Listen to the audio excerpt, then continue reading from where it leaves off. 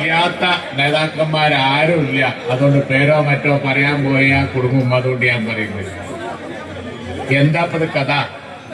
കഴിഞ്ഞ പഞ്ചായത്ത് തെരഞ്ഞെടുപ്പ് കഴിഞ്ഞപ്പോ തന്നെ, ലോക്കൽ ബോഡി സെലക്ഷൻ കഴിഞ്ഞപ്പോ തന്നെ ഇവിടുത്തെ ഇടതുപക്ഷം CPM-ഉം ബാക്കിയുള്ളവരും ഒക്കെ ആകെ വരണ്ടിരിക്കുകയായിരുന്നു. എന്തേപ്പ ഈ സംഭവിച്ചത് എന്നുള്ളത് അവർക്ക് ഉൾക്കൊള്ളാൻ തന്നെ കഴിഞ്ഞിട്ടില്ല.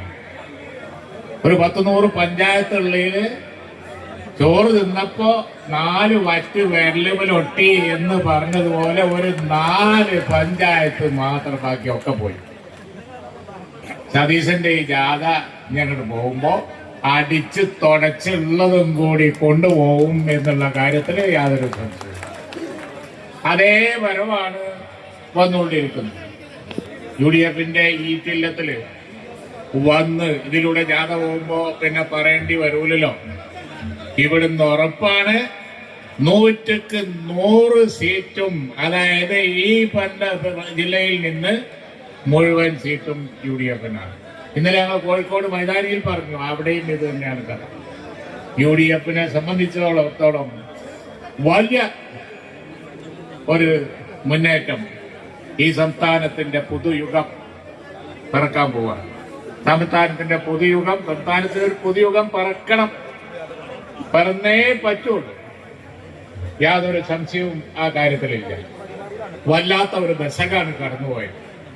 ഇനിയൊരു യുഗം പുതിയതില്ല എന്നുണ്ടെങ്കിൽ നമ്മളുടെ എല്ലാ കാര്യങ്ങളും, നിങ്ങൾ എന്തിനാ ഈ ശബ്ദം വെക്കുന്നത്? ഈ മുമ്പിൽ നിന്ന് 10 ആൾ ശബ്ദം വെക്കുന്നതിനാണ്. ഒന്നും ഉണ്ടാക്കാൻ പറയുന്നത് ആരാണത്? 10 ആൾക്ക് നമ്മുടെ അവിടെ മിണ്ടാണ്ടിരിക്കും. സൈലൻസ്. അപ്പൊ അതുകൊണ്ട് തന്നെ ഒരു പുതിയ യുഗം പറക്കാൻ പോവാണ്.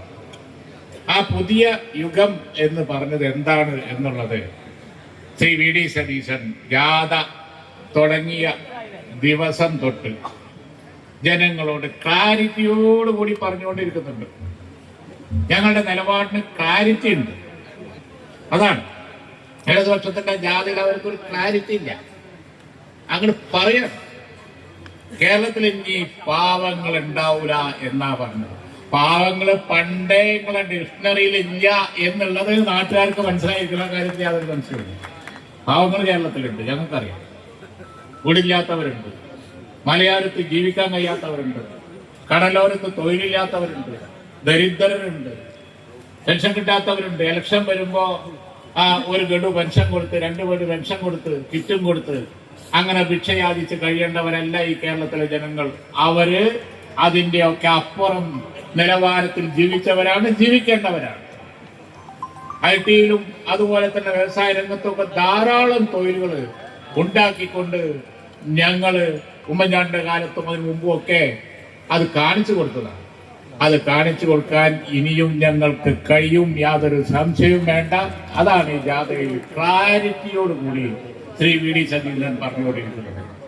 ആ ഡോക്യുമെന്റ് പിന്നെ Kozhikode president document, health document, അതിൽ ക്ലിയർ ആയിട്ട് പറയുന്നുണ്ട് ഈ അടുത്ത കാലത്തായി നമ്മുടെ ആശുപത്രിയിലും ബാക്കിയിടത്തൊക്കെ നടന്നുകൊണ്ടിരിക്കുന്ന സംഭവം അറിയാം. അത് ഇവിടെ നടക്കാൻ പാടില്ല. ഓരോ സംഭവങ്ങളും ഇവിടെ അനുദിനം നടക്കുന്നത് ഇവിടെ നടക്കാൻ പാടില്ല. കേരളം മയക്കുമരുന്നിന്റെ വലിയ സെന്ററായി മാറി. ലോ ആൻഡ് ഓർഡർ ആരുടെയും കയ്യിൽ നിൽക്കാതായി. ഇങ്ങനെ പോയാൽ യൂണിവേഴ്സിറ്റികൾ കുട്ടികൾ സ്ഥലം വിടുകയാണ്. ഇതിനൊക്കെ ഒരു അവസാനം കുറിക്കാൻ എഴുതി വെച്ചോളൂ, ഞങ്ങൾക്ക് കഴിയും. അതാണ് VD സതീശൻ പറഞ്ഞുകൊണ്ടിരിക്കുന്നത്. അത് പാലിക്കപ്പെടും, യാതൊരു സംശയവും വേണ്ട. വെള്ളിയാഴ്ച ആയതുകൊണ്ട് ഞാൻ കൂടുതലൊന്നും പറയുന്നില്ല. ഈ പരിപാടി ഉദ്ഘാടനം ചെയ്തതായി അറിയിക്കുന്നു. ജയ് ഹിന്ദ്.